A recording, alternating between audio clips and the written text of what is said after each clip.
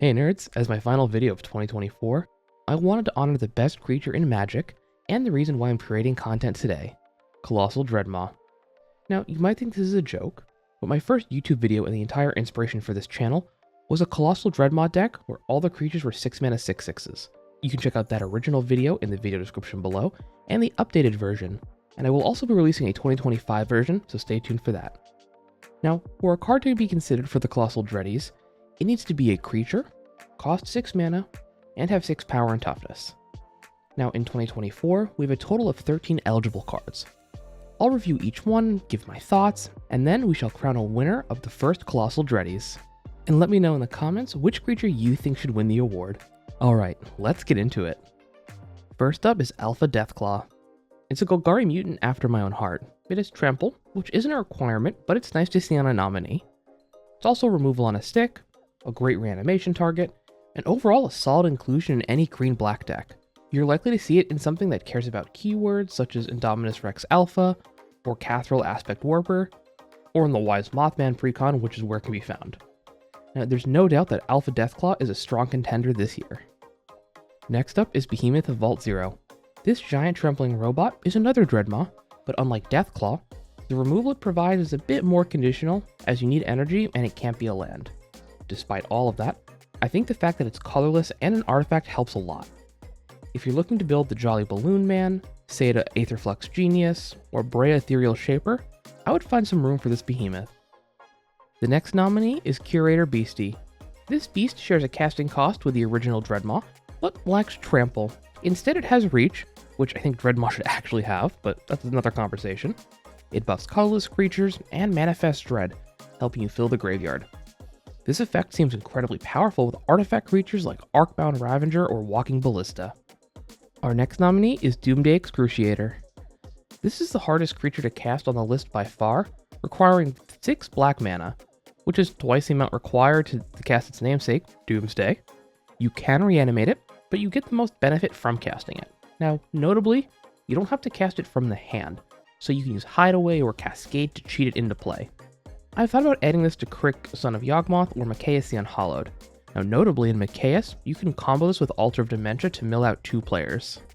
When you cast it the first time, everyone will mill up to the last 6, then you sacrifice it to Altar of Dementia, having one player mill 6, it comes back with Mikaeus' effect, sack it again, and you mill someone else for 7. Our next nominee is Eldrazi Ravager. It's another colorless creature, but instead of caring about artifacts, we want to load up on, well, Eldrazi. Annihilator 1 is powerful, but I'm more interested in cycling this puppy than returning it back to our hand and then doing it all over again. This is great with Emrakul's Messenger, and some way to either double tokens or make additional spawn/scions. This is probably the most narrow nominee, but it's still a house in the right deck. And our next nominee is Sphere of Sleep Paralysis. As someone who suffers from sleep paralysis, I can tell you it's pretty scary. Now thankfully, this card isn't quite as scary as the real thing. It does require an enchantment theme or room theme to get full value, or you can just blink it. I would want to add this to Mariana Vendrell, Nico Light of Hope, or Amanatu the Veil Piercer, which is the precon it comes in. As far as a standalone card, I think it might be a bit too narrow to just include in any deck. Our next nominee, and another strong contender, is Galewind Moose. This moose feels like the true evolution of Colossal Dreadmaw. It has the exact same casting cost, but has 3 more keywords at uncommon. If you drafted Bloomburrow as much as I did, you'd learn to fear this card being flashed in as a blocker, or to end the game out of nowhere. The moose would be great in Indominus Rex Alpha, Omnath Locus of the Royal, and Helga Skittish Seer, or any big creature or elemental deck. Our next nominee is Javi the Allfather. Javi is the only 3-color Dreadmaw on this list, and only one of 2 commanders. It's a unique Legendary Matters commander, and while Legendary Creature Matters is unique for Nye specifically, sadly, this is the only thing that makes Javi stand out. They do get a keyword if you have enough historic cards in your graveyard, but otherwise it's pretty basic and definitely low on this list. The next nominee is Incinerator of the Guilty, a big flying, trampling dragon that can absolutely crush 1 player, assuming you can collect enough evidence. In Limited, this card was a house, and in a dragon deck, it's probably great. It also works great with Basilisk Collar or Shadow Spear as a way to either gain life or use Death Touch to easily wipe the board. I'd want to see it in Henzi Toolbox Tori, the Dragon, and Rith Liberated Primeval. Our next nominee is Rakdos, Patron of Chaos. This is the second commander on the list, and just as underwhelming as Javi in my opinion. Rakdos does have trample and flying, so it's more of a contender than Javi, but otherwise it just feels like another Rakdos instead of a Dreadmaw. Maybe I'm being picky or pedantic, but this is my list, so you have to get over it. Next up is Rottenmouth Viper. Now, I know I've been harping on keywords, and Rottenmouth Viper doesn't have any, but this effect is actually just so powerful, I think that's okay. I can't imagine if Wizards gave this thing Death Touch or Trample. I am glad it hits all opponents instead of just one, like Incinerator of the Guilty, and you can proliferate the counters on it to make its ability even better. I would definitely try this out in Ishin Two Heavens as 1, Henzi Toolbox, or Arami of the Dead Tide. Maybe if you're feeling extra spicy, you can slam it into Horde of Notions. Our next nominee is Sludge Titan. Yeah, Clue did come out this year, which is kind of wild to think about. Now, this is the closest creature on the list to Dreadmaw, and it's great in graveyard decks.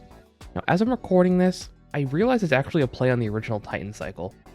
Now, it seems like a solid reanimation target, and I think this is almost an auto-include in every graveyard-focused commander deck. I want to put this in graveyard-focused commander decks with like the Myco Tyrant, Dis of the Relentless, and Winter Cynical Opportunist. And our final nominee is Watcher of Hours. If you don't end up suspending the Sphinx, this card just doesn't seem worth it. It has no other abilities other than flying and ward if you don't suspend it, and then even if you do, you only get to surveil on your upkeep. Now I know there are ways to manipulate time counters, but I think there are better things to do than just surveilling. Fine in Mirko Obsessive Theorist, which is the precon it comes in, or like the 10th Doctor, but I'm still not convinced that this card is good, especially for 6 mana. Now it's time to pick the winner. I was between Alpha Deathclaw, Galewind Moose, and Sludge Titan. All have Trample under green, which lines up well with Dreadmaw, but I think the winner has to be Galewind Moose. Now, originally I was going to have Alpha Deathclaw be the winner here, but after thinking about it and talking to some audience members, I definitely think Galewind Moose is the right choice. It embodies what Colossal Dreadmaw is, a big limited beater. It doesn't have any fancy removal like Alpha Deathclaw or graveyard shenanigans like Sludge Titan. And I think Galewind Moose, despite having Flash and all these other keywords, is definitely the most Dreadmaw card of the year. Let me know in the comments if you disagree with me and what your pick would be. Don't forget to like, subscribe, and ring that bell to get notifications when all my videos go live. Alrighty nerds, I'll see you in 2025.